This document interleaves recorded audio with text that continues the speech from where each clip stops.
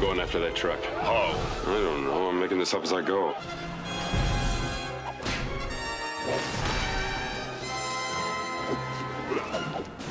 There's one dwarf you won't ensnare so easily.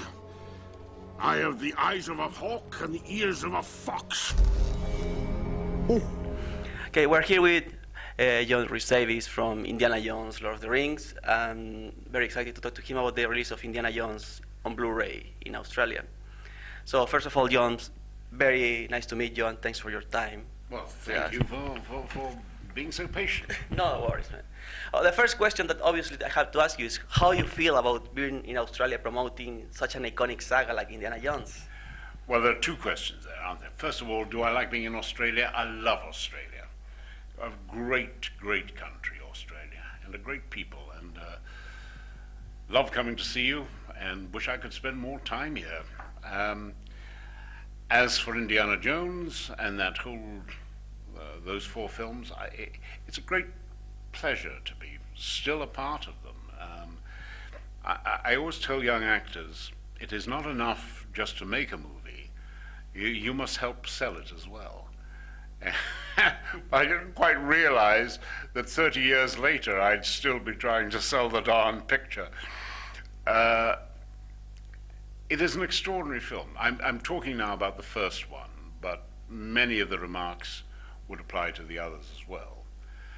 It is extraordinary, isn't it, that 30 years later we should still be interested in a particular film. It isn't, to my mind, it isn't as great or as iconic, for instance, as Casablanca. It isn't as profound, perhaps, as Casablanca. And yet, I growingly believe that it is one of the great pictures of the latter half of the 20th century. I was at a fan convention in Toronto about 3 weeks ago, and I met two separate families. Grandfather had seen Raiders of the Lost Ark in the cinema, and when his son was the right age, about 10, he sat him down and showed him, you know, the VHS of Raiders of the Lost Ark. Now that son is old enough to be a father himself, and grandfather and father sat the son down and said, right, we're going to show you one of the great pictures. And all three in those generations came to meet me in Toronto. That's amazing, really amazing. It is extraordinary.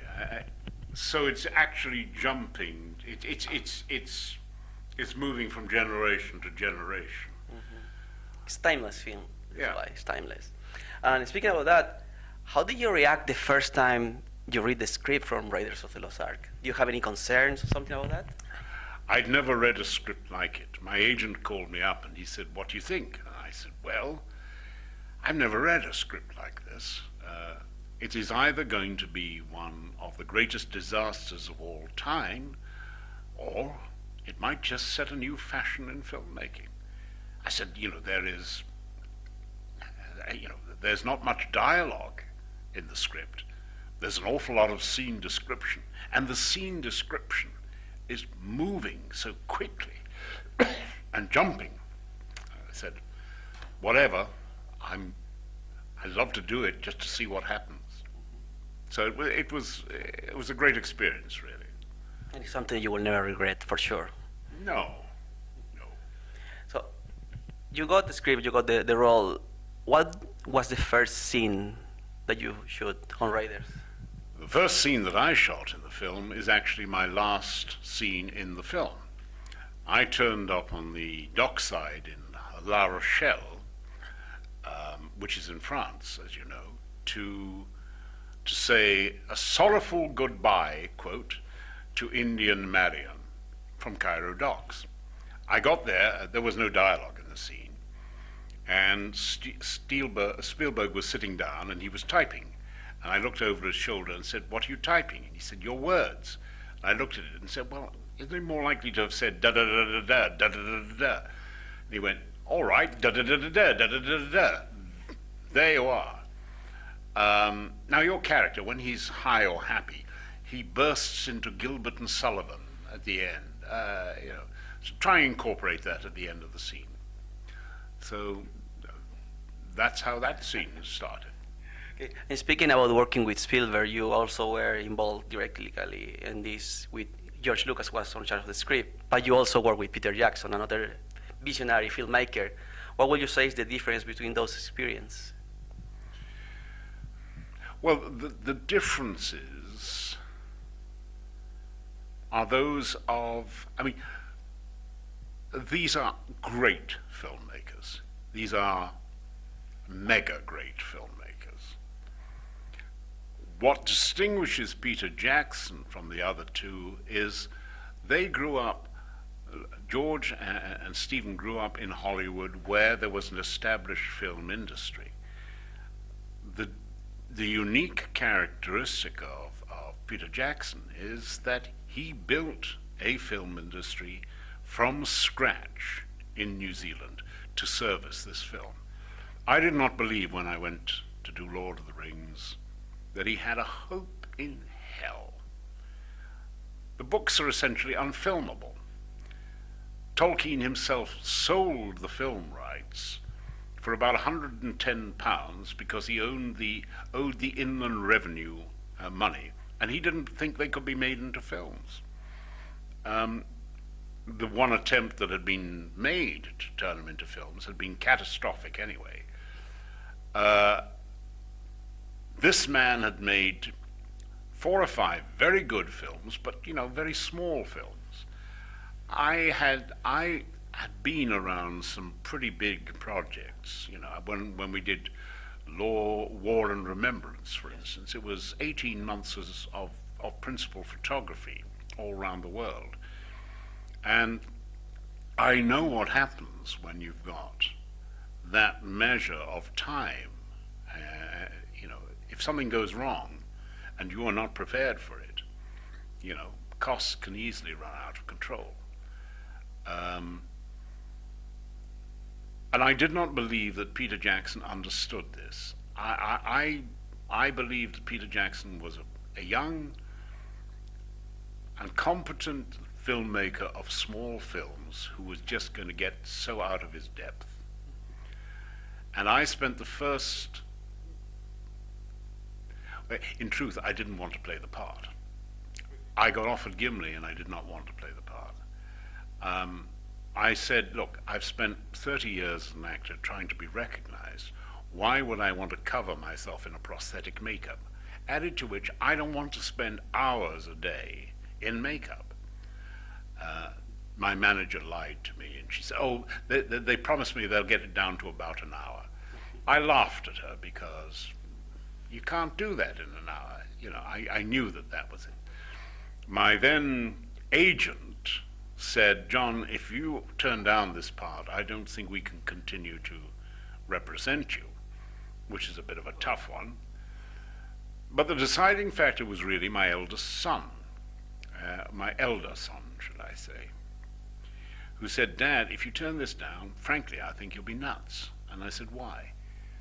He said, well, when you think about it, in every bookshop throughout the world, there's about 2 feet of book space devoted to Tolkien. Think of what that means as a fan basis. And I thought about it, and I realized, of course, he was right. But I still didn't believe, when I got to New Zealand, that there was a hope in heck of this happening. And I don't, I know they were talking about 14 months of principal photography. You know that that's going to be a lot more than that. I didn't really want to waste 3 years of my life doing something that, would be instantly ignored. So I accepted, but not in good grace, really. I was going to check out, confirm my suspicion that the guy was on a losing streak. I mean, he just didn't understand what he was doing. And then I would have gone to him and I would have said, Peter, look, I'm terribly sorry. I can't really leave my family because I had a wife who was, getting worse and worse and suffered from dementia. I can't really leave my family that long. And he would have had to let me go, because you can't do a project like that unless everyone is marching in the same direction to the beat of the same drum. So I spent 2 weeks there checking out what was happening. I went into every department to make sure that they were just not competent enough to do this. And to my distress, every department I went into, and I would go into one in the morning, one in the afternoon. Next day, one in the morning, one in the afternoon. I would talk to people. I would feel out what they were doing. They would gauge their enthusiasm, their technical prowess. To my horror, I found that in every department there was a level of excellence and expertise that I would only expect in the great filmmaking capitals of the world. So having done this for 2 weeks, I was getting pretty despondent, but I still had a couple of get-outs. I went to watch Peter Jackson starting to direct. So how does he handle his crew? How does he handle all those questions? How does he handle his actors?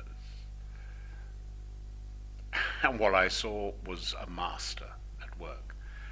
And not only did I have a 180-degree change of attitude, I think I can claim to be one of the first people who was able to stand up in public and say, you have no idea what's going on here. This is going to change the way films are made. This is going to be one of the most exceptional films or series of films of all time. And it was. Great story.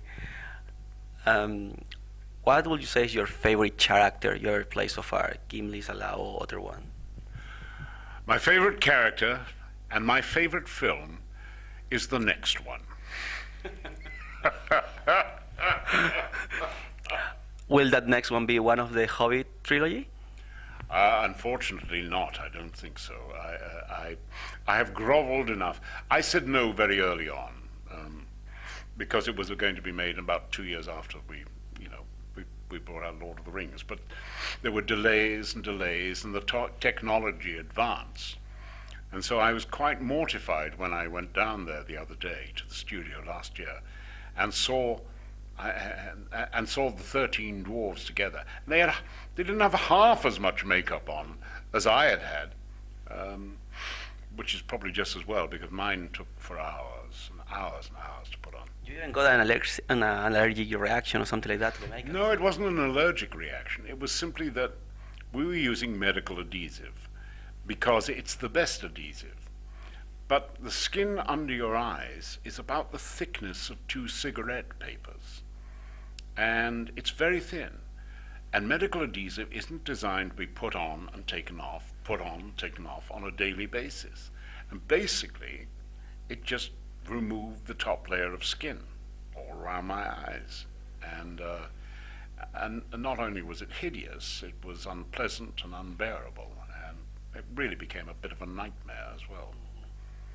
But so sadly, I'm not in The Hobbit. But I have dropped enough hints. Of course. Just to wrap it up, last 2 questions. What would you say was your reaction when you heard, well, we're doing another Indiana Jones movie on The Last Crusade, and we're getting an iconic film icon like Sean Connery on board? Well, it's a brilliant idea, isn't it? It fleshes out Indiana Jones, and it throws so many lights on how the character develops, even to Sallah's surprise. You are named after the dog?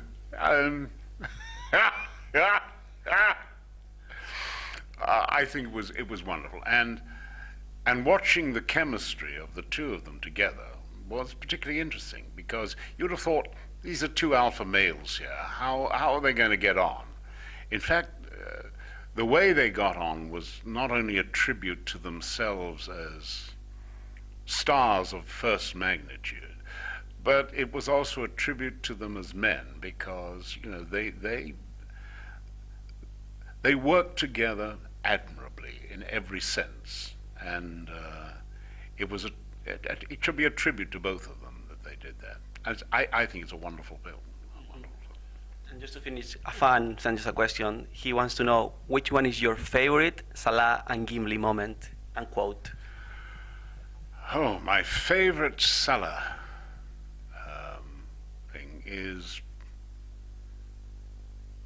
probably that look and expression on my face when I realize that she has been kidnapped.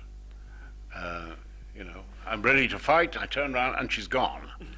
And that terrible sense of having let them down as well, having let Indy down. Any scene with Karen Allen in is a favorite of mine on any picture. Gimli, well, Gimli is such a wonderful character. There are lots of, I love the sort of myopic sort of, the sense of self-importance that Gimli has. Gimli is funny because he doesn't realize he's small, he's a giant as far as he's concerned. But I think perhaps that terrible moment where he realizes that the gulf that he has to travel is bigger than he can jump, and he has to shamefully say, "Toss me." What? Toss me. And then,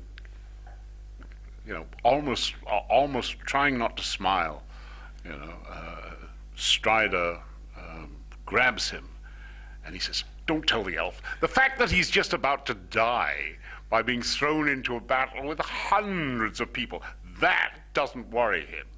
That bit's fine. But the social embarrassment of having to admit to the elf that he allowed himself to be tossed, I think that's wonderful. It's like in the Return of the King when Orlando Bloom kills the elephant. He say that counts for one. Well, you see, the trouble with your pointy ears, he cheats all the time. Anyone can do that all the time, But for real wet work, you should use an axe. You see, what I like to do is I like to get them behind the knees with the first blow. They're not expecting it there.